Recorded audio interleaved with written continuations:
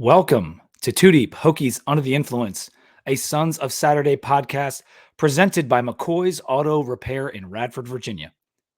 Virginia Tech beat Syracuse last Thursday night, 38-10.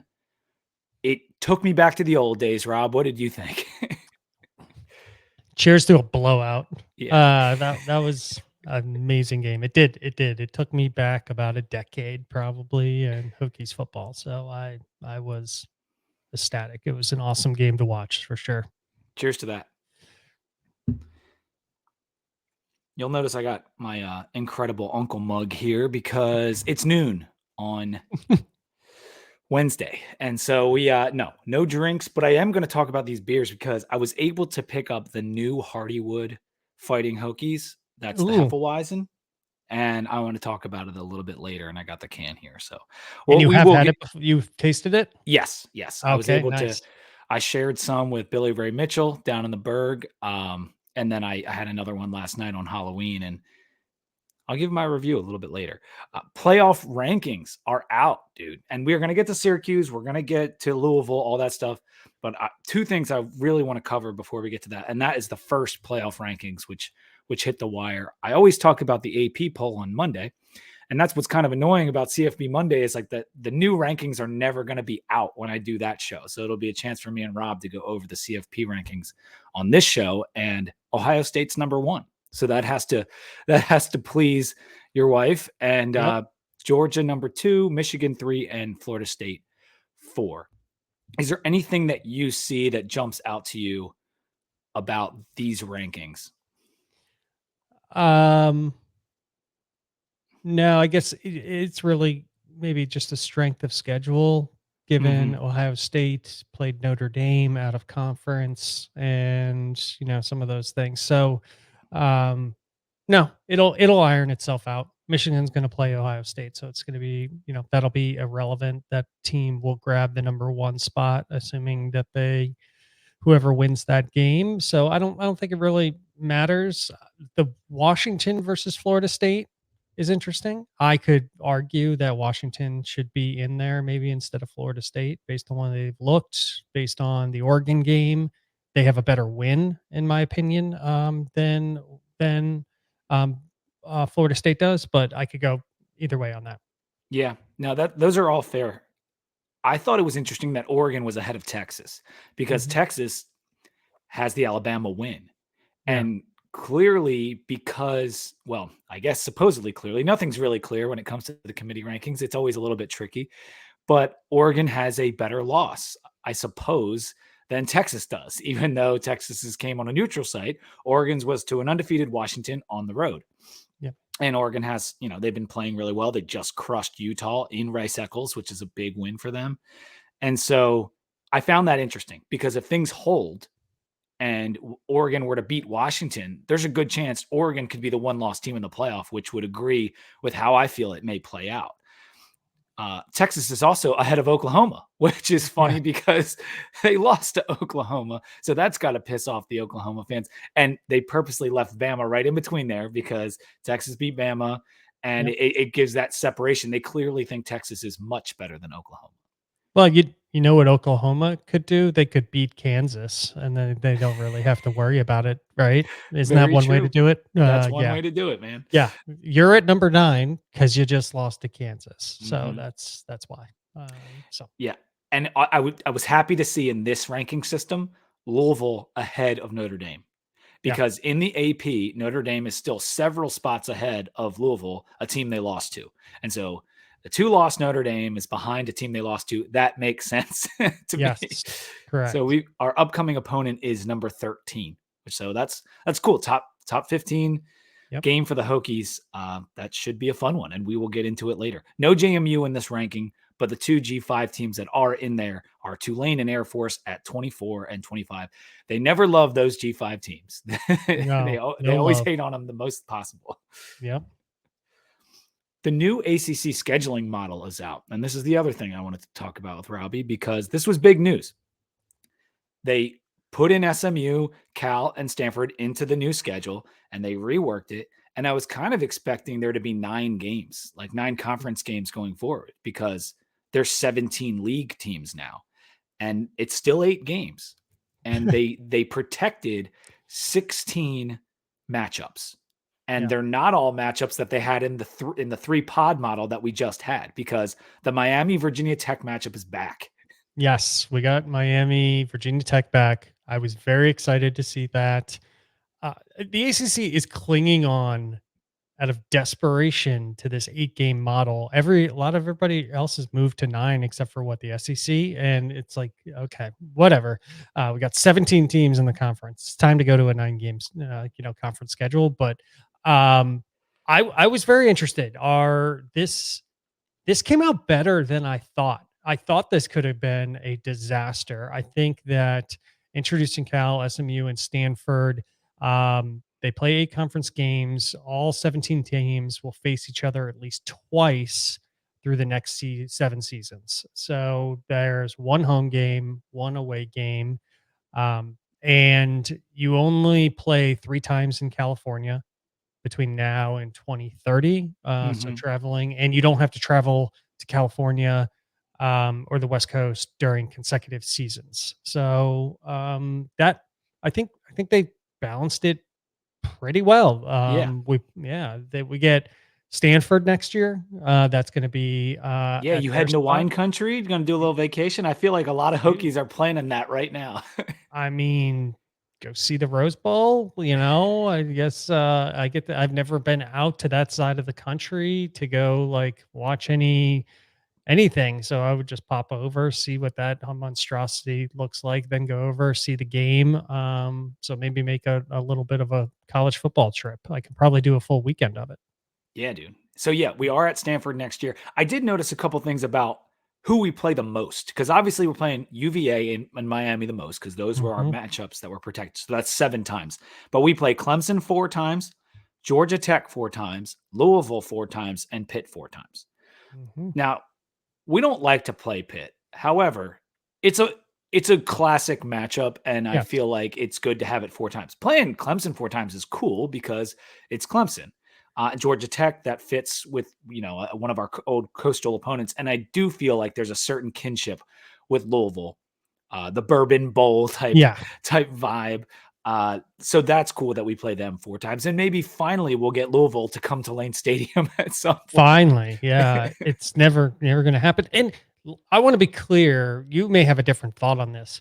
I hate Pitt, but I don't hate the matchup that is Pitt, I Yes. guess. It is a good matchup. I, when I see that game on the schedule, do not have good feelings about that game because I don't like Pitt, but that doesn't mean that it's not a good matchup and that I don't think that they should play each other. Those are very different things. Yeah, I'm with you. But yeah. I do like the fact that we don't have to play them every year. that, Correct. that That's to right. me, like that's the win here. Yep. And I think that's all the notes I had on this. We do get Clemson at home next season. Yep. So that's pretty cool. And Clemson, with the way they're playing, hopefully they continue that play into next year when they come to Lane. But I don't it's a blessing or curse because if they are playing that way and you win the game, it doesn't have, quite the clout that it would otherwise. So right. yeah, it's Doesn't have the tough. gravitas to beat Y- a 4-4 Yeah. Clemson team as they stand right now. And then the Clemson fans are like, yeah, you beat us, but we were dog shit at the time. So Right. congrats. All right, enough of that. We'll move to the depth chart injury update. Not too much here. Christian Epling is the new long snapper. Notice that on the depth chart. And Stroman was said he's banged up. Mhm. Or Pry was talking about him being banged up, but he did say that he's one of the tougher players on the team, and he manages to come back.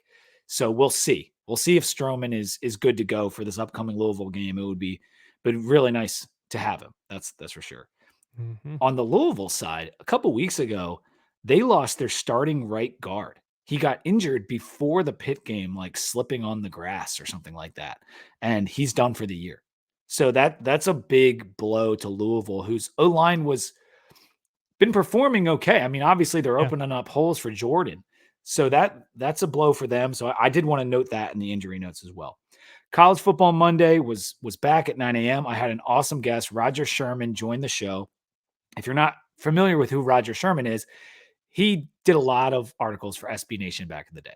He Mhm. knows Ryan Nanny and the Solid Verbal guys and Spencer Hall, and he was part of that group that like really had a lot of success in the college football world. And so he's doing that CFB road trip all across the country. I'm sure some of the listeners have seen it on Twitter and whatnot. And it was great to talk to him and ask him about his trip to Blacksburg, because one of the games he finally went to was a game in Blacksburg. He had his home field fighting Gobbler shirt on, and he got to see a great game. We Yep. chatted about the turkey legs at the game. Did he have a Long turkey leg? he did, and he said Nice. he really like. He said it might be the best food he's had at one of the games this season. Wow. Yeah, That is awesome. yeah. Oh, So it was a very cool interview. Please check it out, because between him and Spencer Hall, those are two of the best guests we've had in the past past couple years. Like mhm. really nerding out with those guys is awesome, because they just love college football so much.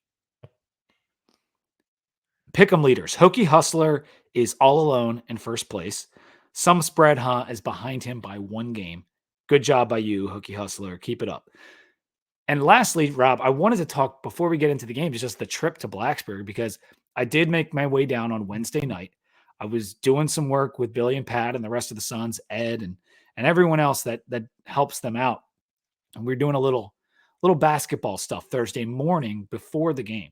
So we went out to Cabo Fish Taco on Wednesday night. We wake up early. Thursday morning, head right over to the facility, and I got to meet Georgia Amore and Liz Kitley pretty much right off the bat. Nice. Um, so cool. They're so funny and so nice, and they were very generous with their time. So that was awesome. And then we got to meet Hunter Couture, Lynn Kidd, a handful of the other basketball players. MJ Collins was there doing some stuff for us. The Slam Jam video is coming out soon. I would say probably right around the beginning of basketball season. All Okay. the stuff we did. I mean, we had Billy and Pat out there on the floor. Like it was cool. It was a lot of Mhm. fun. The Slam Jam will hit your YouTube feeds soon enough, but I got to meet Mike Young too, Nice. which was he couldn't have not have been nicer. I mean, Really? nicest guy. Thanked us like 1,000 times for coming out and like covering the b-ball team, which like it's our pleasure, of course. Yeah. And Yeah, but for him, it's like, he's still shaking off that, football school clout, even though mhm. we got a huge basketball program now. So that's awesome. That's cool that he was appreciative of you guys coming out. And I think too, like we were there on a football game day and we're doing like all this basketball stuff. So that might have played into it too. So uh great day. Weather was perfect.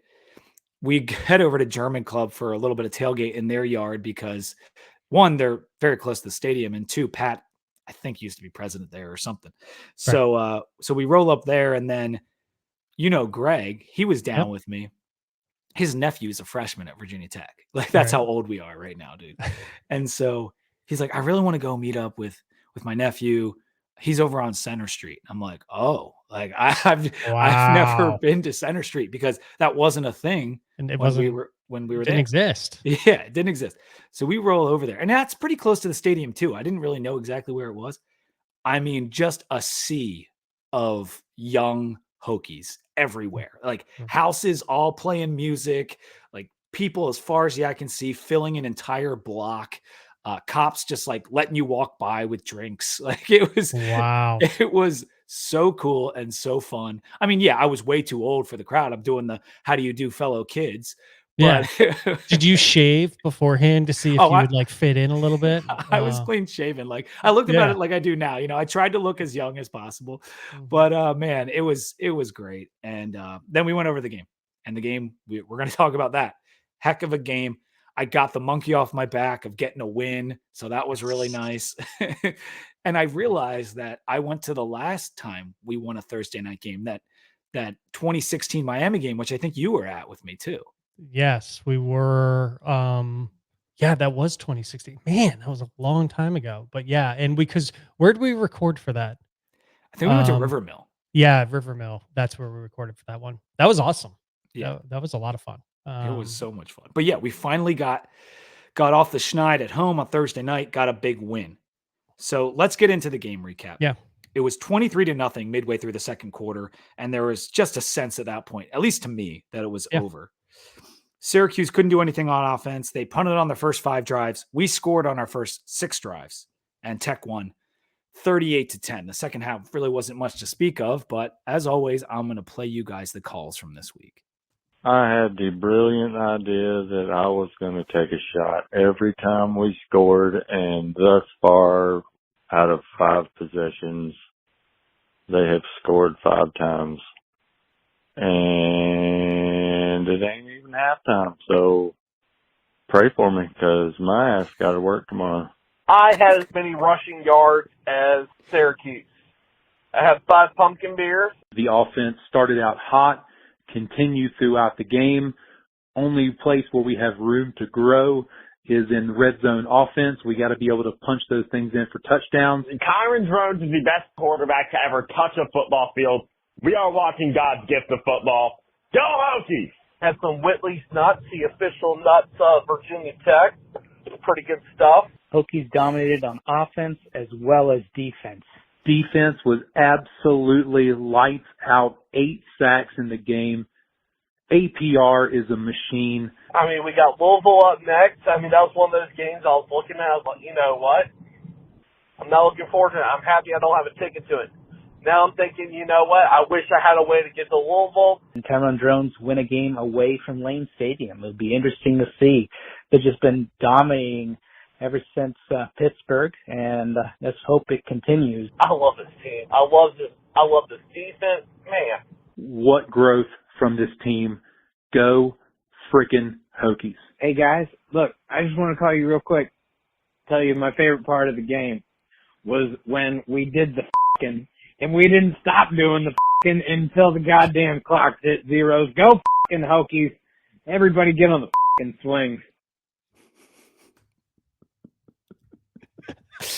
Oh man. Oh man, that is the first. Is that the first bleep you've had to do? I actually downloaded a bleep sound effect, and I had to throw it in because we do have a sponsor on the show that I do. Yeah. We never cursed a ton with the F-bomb. We, you know, there's some shit and there's some other stuff, damn and whatever. Yeah, but we don't drop too many F-bombs. We have many times. Oh yeah, over the years. But it's usually like when we're either very angry or like something very much annoys us, and then we'll drop it. And typically, I think the listeners have picked up on like when we are really frustrated, and that may happen because my concern is if people are on a road trip listening and they got kids in the back, and then like it's just unexpected and like all of a sudden it gets dropped, you know, that's not great. It happens with my daughter all the time, and I just I just deal with it. I just mute the radio real quick. But yes, I agree. And so I dropped the bleeps in there, and in some ways it makes it funnier. Yes, like it makes it better to have the bleeps because there were so many bleeps. But what a great call! Thank you guys for calling. If you want to get in on the reaction line, it's 540-251-2169. Have some bourbon this Saturday. Give us a call. I'll have the bleep button ready, and we always appreciate you guys calling. Speaking of that sponsor, Two Deep Hokies Under the Influence is brought to you by McCoy's Auto Repair in Radford, Virginia. We love a local family-owned and operated business, and that's what you get with McCoy's. They've been around since 1980. They offer full service. They'll fix your engine, rebuild it from scratch. They can do just about anything with a car, oil changes, state inspections, whatever you need. They also have tires. They will sell you almost any brand of tires. An optional pickup and drop-off service if you can't get to the shop from work, which is clutch. So head to McCoy's Auto Repair for all your vehicle maintenance needs this fall and into the winter, or give them a call, 540-639-2933. If you're watching on YouTube, it's right on your screen, and they're a very easy find on Facebook if you just search for McCoy's. Just like that old Hokie buddy of yours, McCoy's is a name you can trust. Story of the game, Rob. What's your story? Just absolute domination followed by shutting it down in the second half. And it's been a while since I felt like we were in a position that we could just turn on kind of the autopilot in the entire second half and really not have to worry about it. It was pretty remarkable to watch. I did not expect that going into the game. I didn't expect, a blowout of that magnitude as an option on the table. And if I did, I would have been like, yeah, I'll take that option. I'll go with that one. And it worked out pretty well. Yeah, Billy asked me before the game, what am I thinking about it? Like as we're leading up, because when you all week you might feel one way, and then as the game approaches, you kind of like, oh gosh, I'm getting nervous. I don't know how this is going to go. But I predicted a 28-20 Hokies victory. Mhm. And man, I did not see this type of dominance coming. And that was my story of the game, was the dominating defense Mhm. and the big holes in the run game. That was my two-part story for this, because we did see some gigantic holes, 318 rushing yards for this team, most of the Brent Pry era. And that's something I feel like I've been saying a lot lately. Yes, you have. That is, put that on repeat. That and the bleep button, we can just say most of the Brent Pry era. I like it. It wasn't Kyron's best game. How do you think he Mhm. played? A lot of overthrows. A lot of really just not close at all throws. He had 194 yards, a touchdown, went 15 for 24. He ran it 8 times for 56 yards. He didn't do any damage. He was not the most elect, and he didn't need to.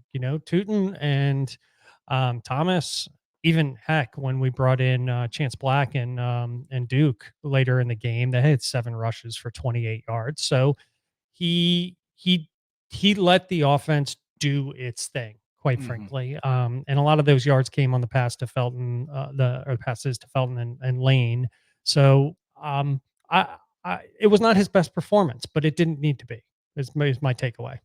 Yeah, that's exactly what I was thinking. For how well we were playing as a team, he did just fine.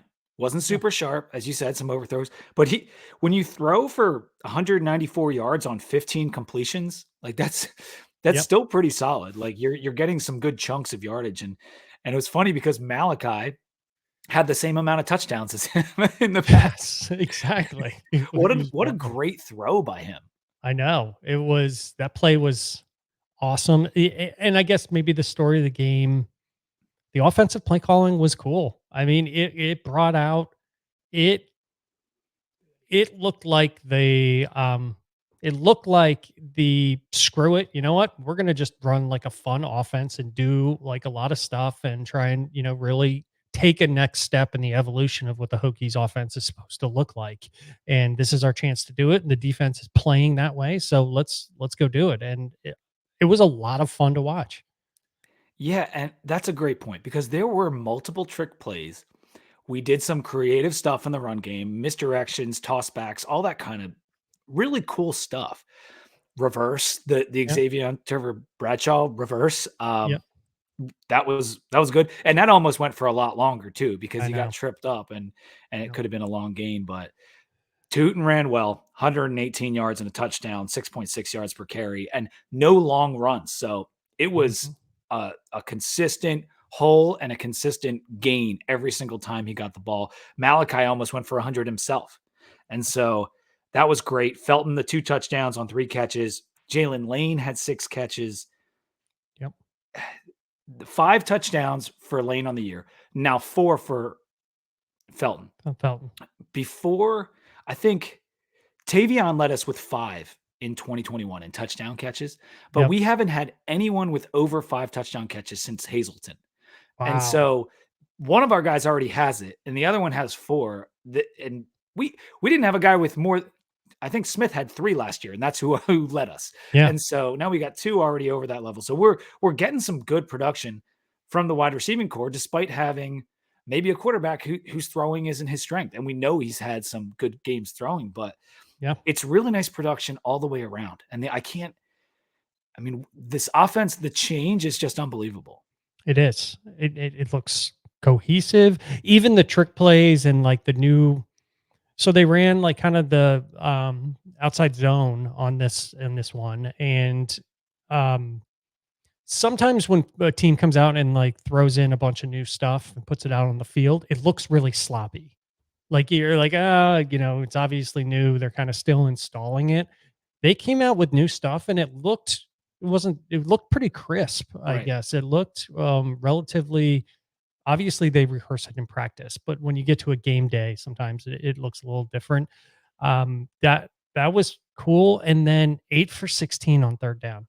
I mean, Yeah. you and I talked about, and that's not mind blowing numbers. I mean, it's not like, 3/4 or 75% on third down, but 50% on first down in comparison to what we were getting before, which was like in the 20s and sub 20s on third down percent, is a noticeable change and a big one for a team that needed it. Absolutely. And one more thing on the offense. Do you think we owe Bowen an apology? Or do you think that he was just really, really bad for 15 games and our criticism was warranted? I don't know. I have think some I the have some jury's still thoughts on out. that too. Yeah. Yeah. Let's put it this way. The offense completely changed. Like Yes. the style, the plays we're running, everything completely changed from the Pitt game on. The Mhm. first play of the Pitt game was essentially an option play. Mhm. And to me, the fingerprints of Brent Davis are all over this offense. Mhm. I am trying to take credit away from Tyler Bowen. The reason I'm saying that is because I'm not giving him an apology. He had one of the worst P5 offenses ever last Yeah. year. And this year, it was absolute garbage until magically we find a new playbook before Pitt. Pry clearly was upset with how some of his commentary after that Marshall game was like, this isn't good. I mean, he's basically called Tyler Bowen out last year at times, and he more or less called him out this year. And all of a sudden, we've got pitches, we've got reverses, we've got option plays, we've got toss sweeps, all of which is like an Army offense.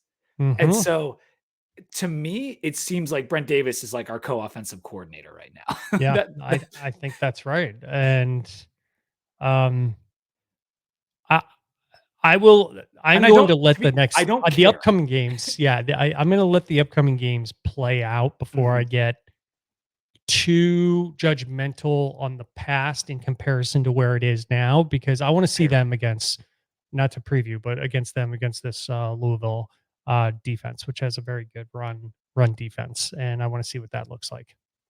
And I do want to clarify. I am ecstatic about the way Mhm. this offense has looked. It is one of the better offenses I can remember Tech having in the past decade. Like it right now against these last couple, the 3 home games that we've Yep. won. It's the first time we've won 3 consecutive ACC home games since 2019. Mhm. And that's probably the last time we had an offense that looked this good. But I think this one is more complimentary of itself in the way it's been working the I last agree. few weeks. Yep. And so I don't care who came up with the plays, what's happening. I'm excited. I just was like parsing it out in my head and like, how do we go from what we had to this without something like Yes. major shakeup? You know what I'm saying? Something happened, obviously. Something Yeah. happened. That is the only thing that is absolutely certain is something happened. You don't just wake up and have a dramatic change in the offense that looks different schematically and also works better, Yeah. quite frankly, and is more suited to the personnel that you're on the field. And I will also say this. Keep in mind the offense was prepared for a quarterback that is not the quarterback that we have out on the field today. Now that blame goes to a lot of people Yes, it because I does. don't care. Yes, it does. I don't care that Bowen's in charge of, or the offensive coordinator. That comes back to Pry. Like Pry should know from practice. He's a defensive minded coach. He should have known what drones brought to the offense versus what we were seeing before and Grant Wells. So that blame on the pick goes all around, but the offense was schemed for somebody that's different than what we're seeing on the field now. And the scheme is appropriate for what we have on the field now in Yeah. terms of the personnel. And also though, they had Kyron Drones not running this offense for a couple games. Like if we had run this offense versus Marshall, we win that game. Yeah, at least probably. I mean, I don't know. I would guarantee it. Yeah. Yes. So there's a flaw there too. Mhm. And it's so funny how we changed the quarterback and all of a sudden we no longer have a talent problem, Robbie. It's funny. It's you change the quarterback, you change the playbook. It's the Mhm. exact same talent. All I heard all of last year and for the first few weeks of this year was like, it's the talent. The talent's not good enough. And what did we keep saying? Yeah. The coaches need to get more out of these players. We are not this untalented. And what do you know? You bring in a new playbook, you coordinate the offense a little bit better, and all of a sudden, the offensive line can block a little. Like, I'm not saying they're great. Like, we know the offensive line has issues, but like, it's absolutely hilarious that exactly what we were saying, like the talent is not this bad. The coaches finally got their heads out of their butts and they started coaching. Yeah. I remember, go back and listen to the podcast. Remember I said, do an old school, like, school park select them between Duke players and Virginia Tech players. And that was my analogy. And I guarantee you come away with a lot more Virginia Tech players than you did. It is not a talent. Like, it is not where we want it to be, but that is not the crux of the issue. The issue is adapting never was. the team. Right. And we said that so many times last year. Like, they shouldn't have been playing that bad. It was a terrible offense, an absolutely piss poor design, something that Chris Coleman said, like, it had no chance of success. And it had no chance of success in the beginning of this year either. We just happened to be better than ODU. And now we're running a great offense, and I'm excited about it. And I'm sorry, I do apologize. Any of that sounded negative. I'm just, we're trying to process what's changed with this team, and it is so exciting. Now, the defense, that's a whole different can of worms, because I don't know what happened to the defense. Because I can't say, a new play caller came in for them. Like, it still seems to be Chris Marv. But dang, the D was lights out all night against Syracuse. I feel vindicated in my commentary about the defensive line at this point, and APR is now fourth outright in the nation in sacks. He's causing a ton of disruption. Kendricks, Fuga, everybody's causing a lot of problems. Kendricks in this game, I think, had 2 sacks as well as also Kelly Lawson led the team with 7 tackles. The gap fits on the linebackers. It seems as though the coaching staff listened to, feedback that it looked as though the linebackers were not actually coached to be linebackers. And now it looks like they know are reading the play and are fitting their gaps correctly, at least in this game. And I hate using one game and extrapolating it too much, but it was, last week a little bit, it's progressively gotten better, because it was it was pretty bad for a period of time there. Just 137 yards allowed.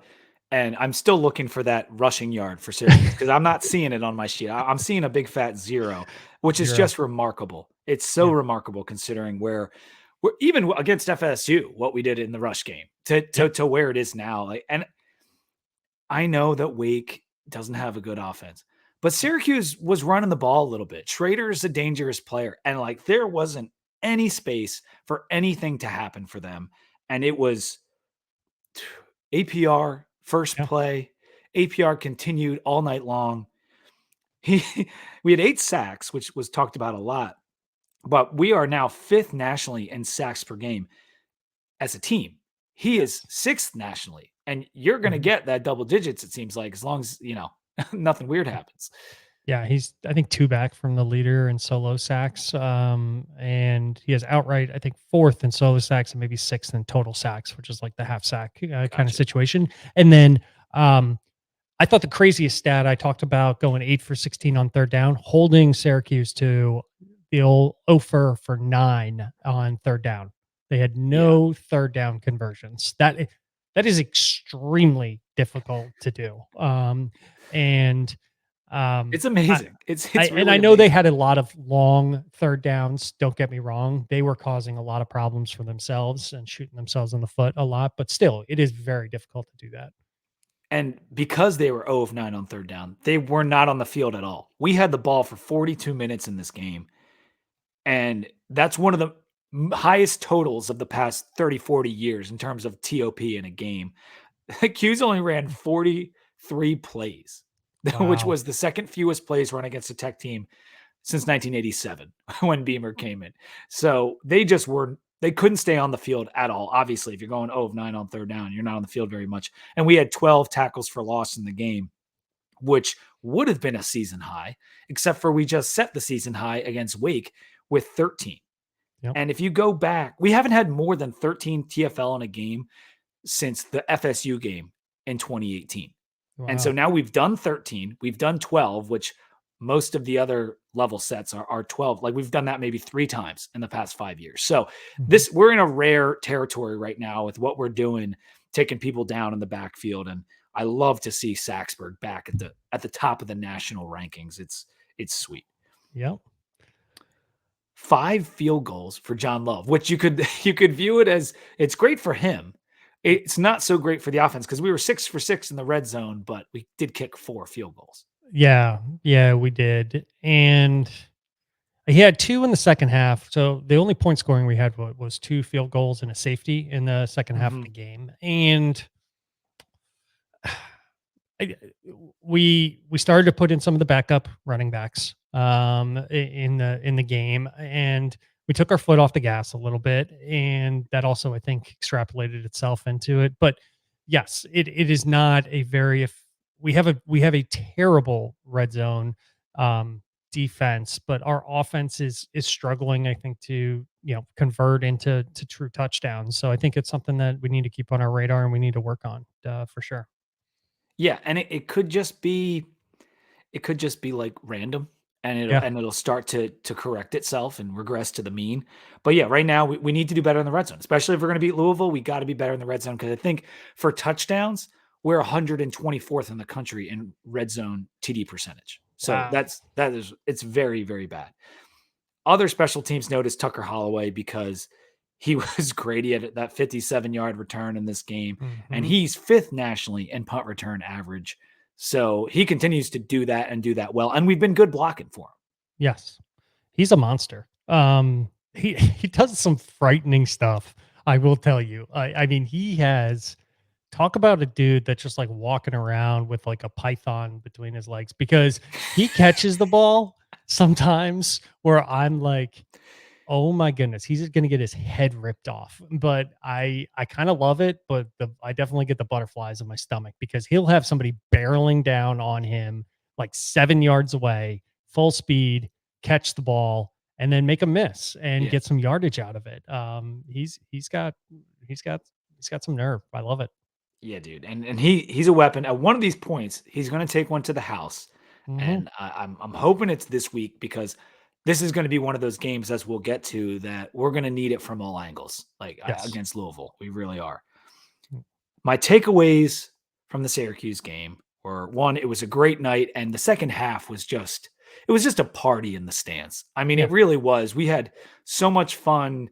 I think Billy posted the "Don't Stop Believing" video because they had a GoPro in section 5, and they're just videotape. Like, it was a party. Like that's the best way I can put it, because second half was so great. We all felt like we were going to win, and every time we did something good again, it was like, so much celebrating. So great game, and it wasn't as close as 38-10. Not even close. No. Like if you look at the net success rate, we were above things like Kansas State, who blanked Houston 41-0. Like our success rate was better than that. Yeah. If we kept the gas on, I think if the team really was focused on running up the score and that's what their directive was, I think this would have been they could have got to like 50. Or just converted a couple of those field goals, Yeah. I just don't, there was that first half was so dominant, like so unbelievably dominant, and there really was not much change. We came out like immediately and got a sack. I mean, got a safety like in the second half. And I think that's when the coaching staff are like, all right, guys, let's, Syracuse just couldn't compete. Like, I don't know what's happened to their O-line, but they could not compete. And maybe it was the environment combined with some injuries. I don't know, but man, it was the largest halftime lead for Virginia Tech since the Georgia Tech shutout, the 45-0 shutout. Wow. And that was the game that I likened this game to on Monday, was that if I was trying to think of a game in recent history where we just dominated, it was that Georgia Tech game in 2019. Yeah. There's just not too many where you're giving up like about 3 yards per play and getting 8 sacks and going up 0 rushing yards. Right. Zero rushing yards, which I don't know if you saw that video of Pry in the locker room after the game. No. He looks like he's on cocaine. Like he's just like, He's like, we had 318 rushing yards and they had 0. And they're all like going crazy. Like, That's absolutely. I got to go back and watch that. yeah, dude. I forget. It was I saw it somewhere on Twitter, but I'm sure it's floating around the message boards or whatever. But it was our Absolutely. 4th game this year with 30 or more points. We talked about the dynamic offense and how great it's been since that Marshall game. 3 consecutive ACC wins. This season is playing out so similarly to 2019 right now. Like Yes. with the wrong quarterback, the wrong transfer quarterback to start, and then the right mobile quarterback in later. And this game coming up, a trip out to the Midwest, which game does that remind you of that season? Oh no, I'm blanking now. What 2019? Yeah.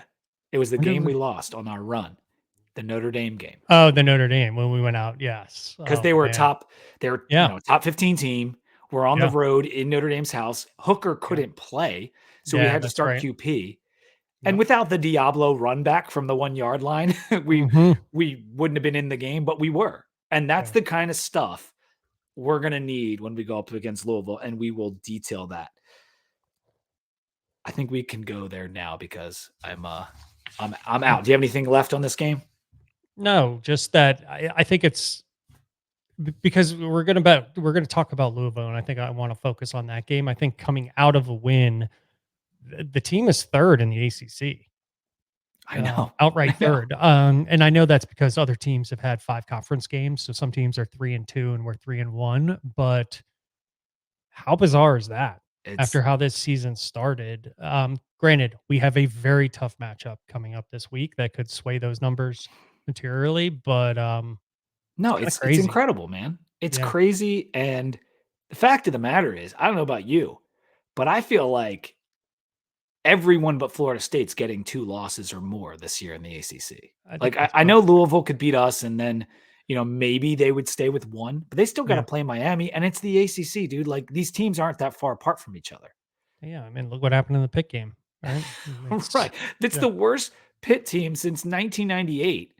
Yeah. And I mean, I went back and looked. Pitt won 2 games in 98. This is literally the worst team since then. It's been 25 years, and Louisville lost to them. Yeah. And so if you think they're unbeatable, you would be wrong. Yeah, that is true. All right. Before we get to Louisville, the 2 Deep Hokies Under the Influence podcast is brought to you by Roback. You guys know Roback. We've been talking about them all the time. They're performance activewear designed for those who crave activity. It's the polo company that brought you those beautiful Virginia polos, the ones with the maroons, the ones with the orange Virginias, and now they have the zip up, the quarter zip, which is called the Berg.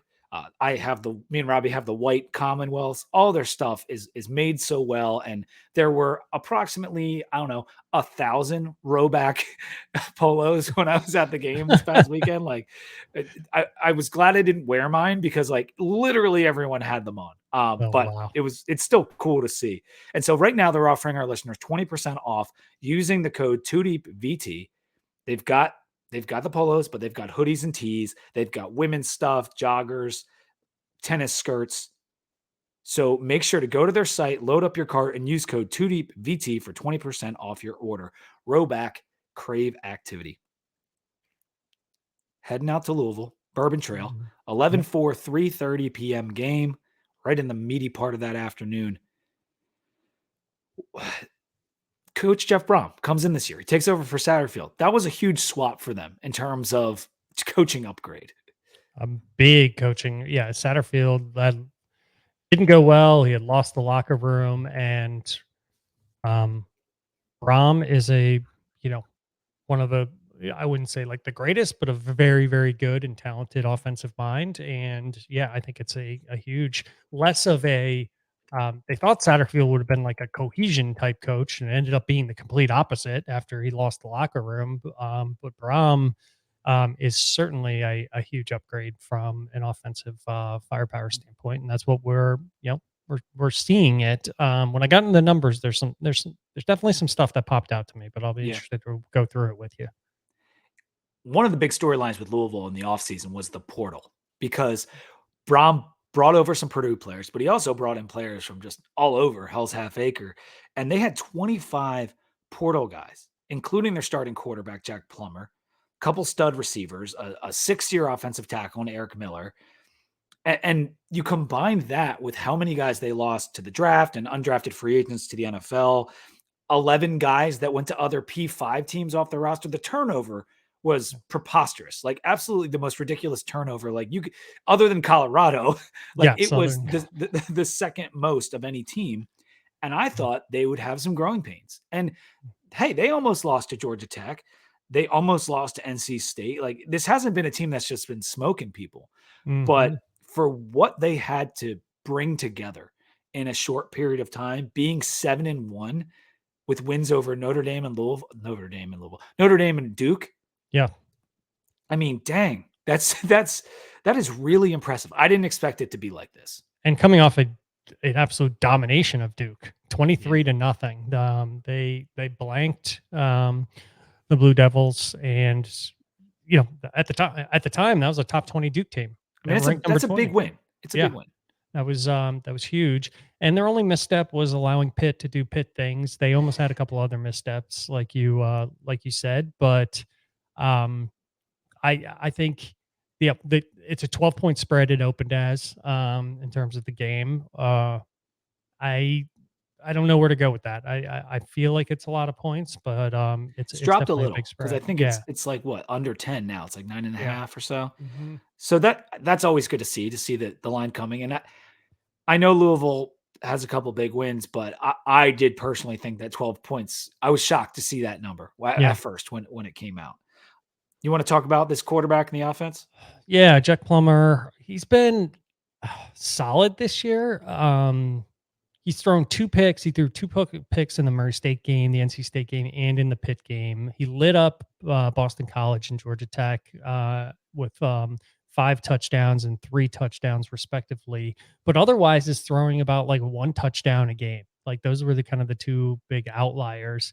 70th in the nation in QBR, about the same place that Drones is, though getting there through the air. Obviously, he doesn't have any real running ability on the ground.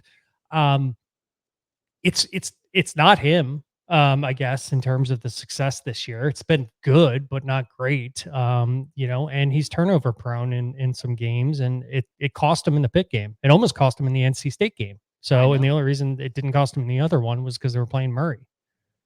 And I was looking at those same numbers you were, and 5 touchdowns against BC is just, that game is such an outlier. 5 touchdowns, 0 picks against BC. Good job. Great job by you, buddy. But like, other than that game, he's 8 touchdowns, 8 interceptions. In the last 4 games, his last 4 most recent games, he's thrown 1 or none TD passes.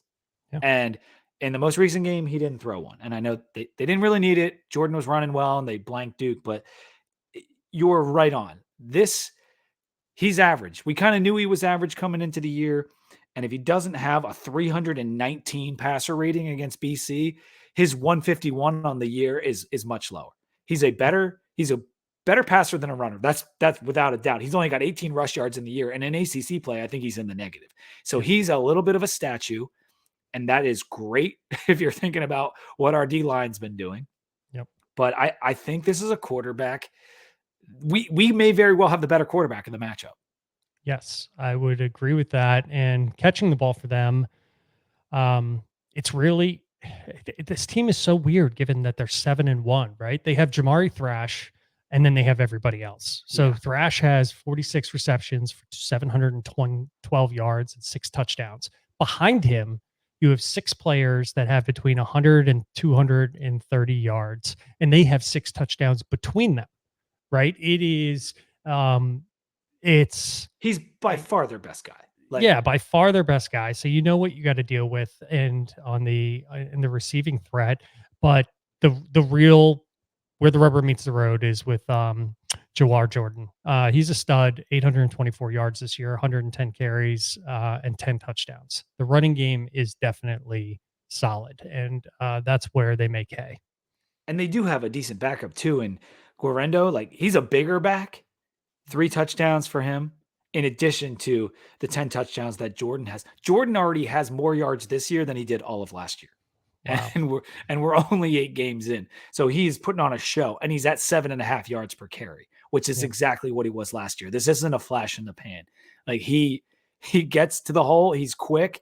Not the biggest back in the world, but dang, if he can't run it, man. So I am worried about Jordan, and we'll talk about the matchup a little bit later. But moving on to their offensive line, it's been good, not amazing. They've given up a fair amount of sacks because, as I said, the quarterback's not mobile.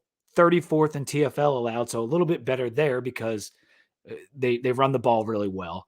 Yep. And they did lose that starter on the O-line. They still have Brian Hudson, which, gosh, I wish we still had him on tech, dude, because he was good when we had him, and now he's like all ACC caliber. Yeah. Us, I want to just make comment about their third down. They haven't been great on third down either. Yep. And I think they're at 37.5% on third down, which is 86th. We're a little below that, but they have not been clutch. And a lot of times that does reflect poorly on your quarterback, is to not have a great third down percentage. I would agree with all that. Do you have any couple final notes on offense, or do you want to flip to defense? It might fall into the matchup camp. So I'll hit it when we get to kind of the matchup. Before we talk about defense, I just wanted to show you guys the can. This is the Hefeweizen, the Fighting Hokies Hefeweizen, rather than the Fighting Hokies Lager, 5.5%. And it's a better beer than Fighting Hokies Lager. And I actually think the can is super attractive as well. And even if you're not a big Hefeweizen person, like you could almost dislike Hefeweizens, and this would still be a better beer than Fighting Hokies Lager. I had one last night. It's a good, solid Hefeweizen. So I'm pleased that they didn't make maybe the same mistakes they made on the lager. Like they produced a really good quality beer, and it comes in the pounder can. And so I would recommend the Hefeweizen that they made. The fact that they went with a lager as their first beer under this whole concept, it befuddled me at the time, and it ended up being a bad idea, like I thought it would be, because it's not. Do an IPA, do a Hefeweizen, do something. You know what I was thinking, Rob, is that it wasn't that they went with a lager. It was almost that they went with a traditional, as they call them, heavy lager. Like they should have just gone with a light beer. If they're going to make a lager, just make a light beer or make a Pilsner or something that, because people drink during games, 4.5% or a session IP, something. But a traditional lager is just not, it's not one of the main types of beer right now that people are drinking. Yeah, I agree. And also I did want to show this, the Warlock, which I had last night on Halloween, last day of October. So I went with the Warlock. It was a perfect Halloween beer. Tweeted it out from the account last night. It's a strong one, 8.6%, but probably definitely one of my favorite pumpkin beers, and really one of my favorite beers all the time, because it's a stout and I just love it. So I have a shipment that I just got a text message, got ordered. It's sitting outside of my door, which I can see from Athletic Brewing, and I will have those on at least one, maybe two on next week's podcast. I have a Dark and Gordy, which is a pumpkin stout, which I'm excited about, and then a citrus IPA, which are two new beers that they just released. So I'm excited. That's awesome, buddy. Yeah, I want to hear how that stout is. Yeah.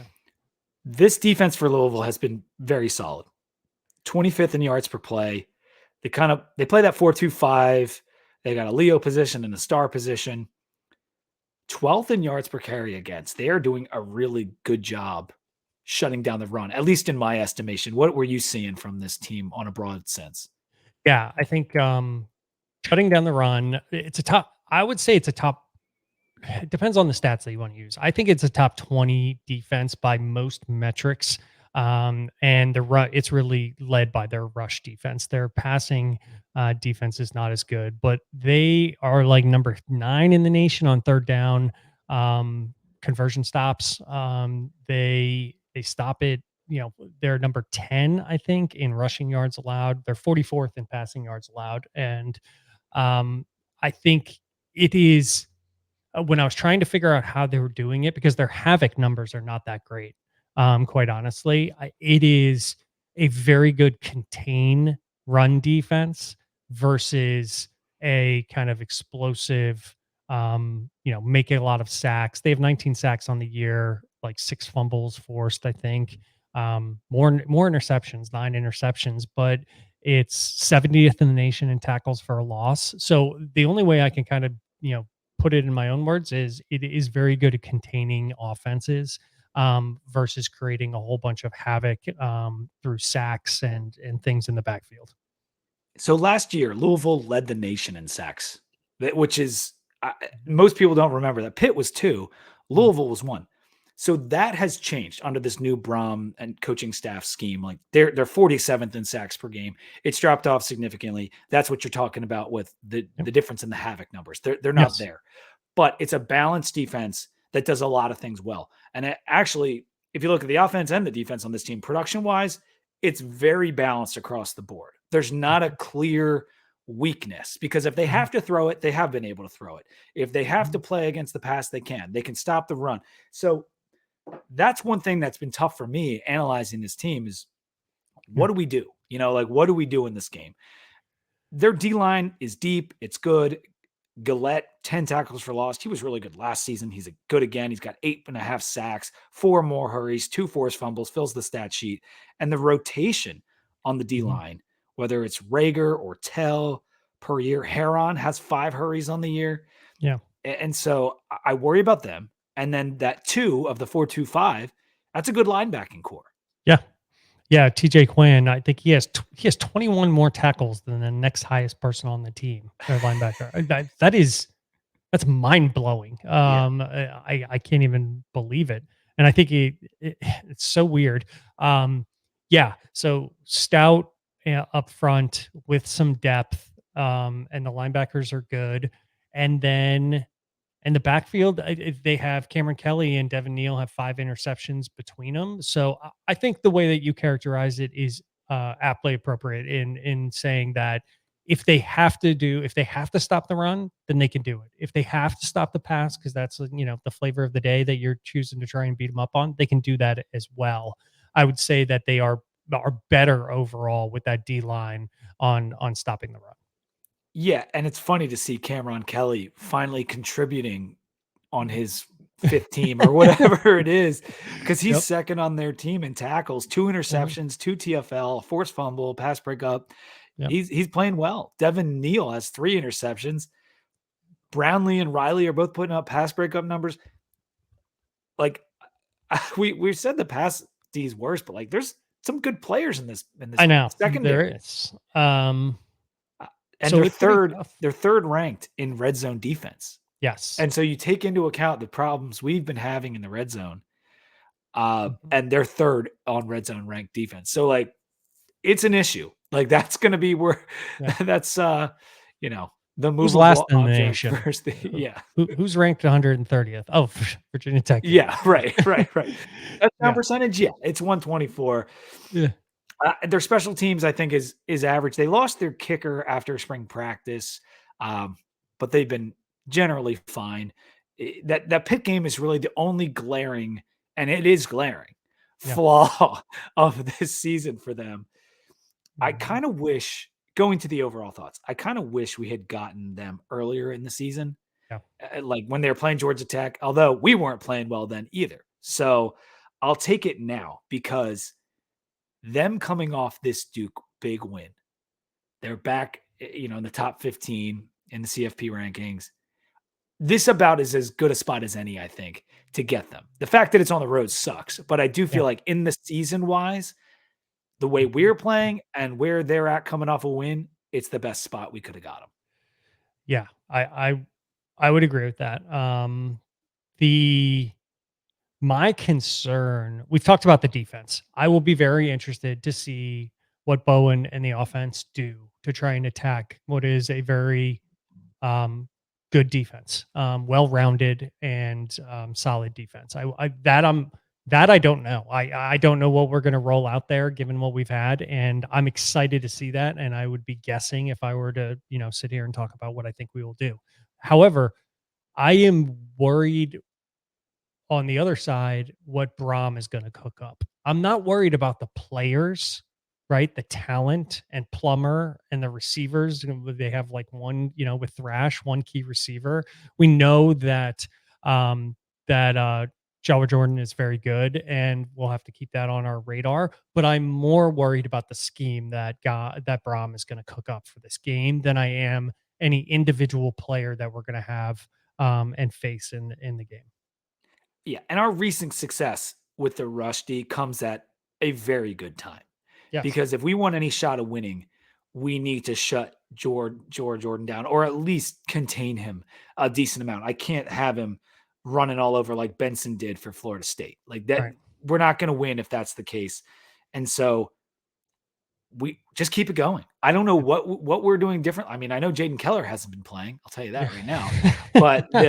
But otherwise, like, they're just playing better. Lawson's playing better. Tisdale's playing better. And I know that getting the safeties back healthy has been a big thing too. And so I really hope that Stroman can be out there for this one, because I think we're going to need him. What you said initially, though, that defense is really tough. Yeah. And what Kyron is going to have an incredible game. Yes. If we are going to win, because I do feel like this is going to be a passing that we're going to have to pass well. We can't just rely on the run in this game, because they do such a good job stuffing the run. We're going to have to do what we kind of did against Wake, where we threw it 29, 30 times. Like we really might have to do that. And Kyron in that game, he showed that he could do it. And Right. Wake, we can trash these last couple opponents because we beat them so bad. They weren't playing awful defense. Like No. they neither one of them, and even Pitt, Yeah. none of those teams were playing awful defense. And Yep. we made all three of them look silly. Yeah. And so I'm worried about Braum's offense, but I think they should be worried about our offense too. Yeah, I Because would agree with that. I even Notre Dame. Think about Notre Dame's offense this year with Sam Hartman and Estime. It has not been dynamic. Like No. it is. They've been missing some playmakers on the outside, and it hasn't been a dynamic offense. And Louisville, they beat them good. They were Mhm. able to shut them down to a degree, get some interceptions, whatever. We are playing well on offense right now against Mhm. solid defenses, and we need to keep it going here. And I know Louisville's a different echelon. We haven't beaten a quality, as people would call, quality team yet. Yeah. But I think we can. I really give us a fighting chance going into this one. I would say, yeah, it's going to be tough. And if Kyron Jones doesn't have a good night, if he has a night similar, passing to what just happened in the Syracuse game, and it wasn't bad, but it wasn't great. If we have that and we're not able to establish the run because they are better at stopping it, it could very quickly become a very tough matchup Yeah. for us and get out of hand quickly. That said, if we play like we did against Syracuse, play like we did against Wake, play like we did against Pitt, and have that same type of game, I think we can keep this a game and make it a good one. Yeah. Yeah, I do. And if we're likening the season to 2019 and likening this game to Notre Dame, we will be. We were in that game until Ian Book drove right down the field and scored on us at the end. Like we had a chance to beat Notre Dame with a backup quarterback in a season where we had been struggling. Yep. Louisville is not that Notre Dame team. Jack Plummer is not Ian Book, and they don't have Chase Claypool and whoever else Little different over on the other side. And so we can absolutely go out there and get this win. We might not, but we can. And if we were to, we already control our own destiny in the ACC. But win this game, you are in the driver's seat. And that's something Price said he would be mad at the players if they were thinking about the ACC title game. But it's all linked. It's all linked together. Like if you want a chance to win the title, you got to win this week. You got to go 1-0 this week. And if we do, we'll have a tremendous chance, because all the teams we play are beatable teams. They're all beatable teams. There is no top 5 team left on this schedule. And so I'm stoked, dude. And to see this turnaround, you think about when teams and coaching staffs have this rubber meets the road moments. And like Scott Frost couldn't overcome, like he kept losing those close games and he could never dig out. Fuente lost a lot of 1-score games, could never quite win that one that was going to, push us over the top after 2019. And this staff has turned the tide. And I want to see it keep going. I don't want a gap. I don't want that Yeah. Notre Dame loss. I want to keep this going. I want to keep it. I want to keep it going. But regardless of how this game goes, I don't want one game to derail things for us on what has been a monumental shift in the mentality and the performance on the field by this team. But believe me, that is a lot easier done by going out and getting a W against this Louisville team. It's still very possible to take an L, play well in this game, still take an L, and keep the momentum going through the rest of the season. I don't want to see that, but I do think, like you said, it's a remarkable turnaround where that we're seeing, and I hope it continues. I would love nothing more than to get this L and just see it kind of roll into the rest of the season.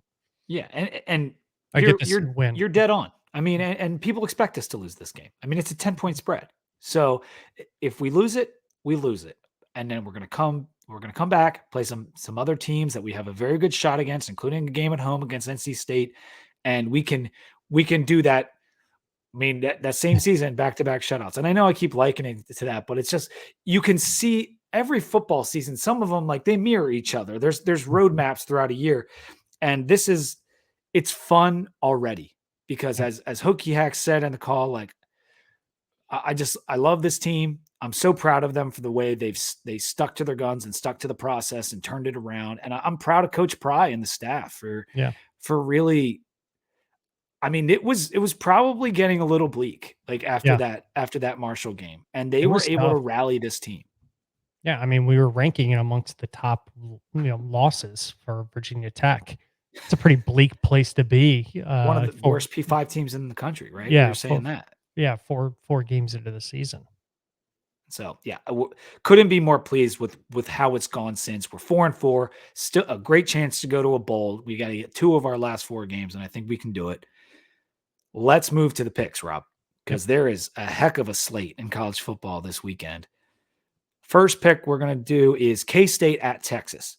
Texas 5.5-point favorites at home. I'll let you go first.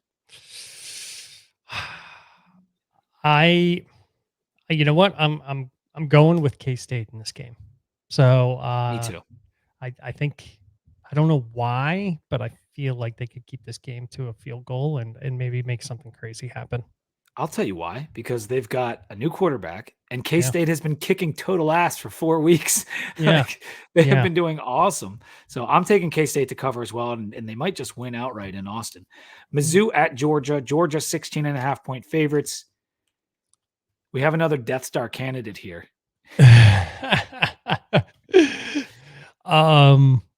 Yeah, I had Mizzou in this game, but I like Mizzou. I know. And I'm sticking with it. I like Mizzou. I think that Georgia has been kind of boat racing people, right? And it hasn't been any flashy like stuff. It's just been kind of, consistent. And but I think Mizzou could keep this one, somewhat close. They could. I'm not in love with this pick. I'm going to take Georgia because I picked Florida last week, and I'm going to just go the other way because I do think that they've kind of finished messing with things, and Carson Beck's playing really well. So I'm going to take Georgia, but I don't feel great about it. Penn State at Maryland. Maryland 10.5-point underdogs at home. Maryland just took a really ugly L to Northwestern. And Penn State, man, they were that game against Indiana was tight. Like Indiana almost pulled that thing off.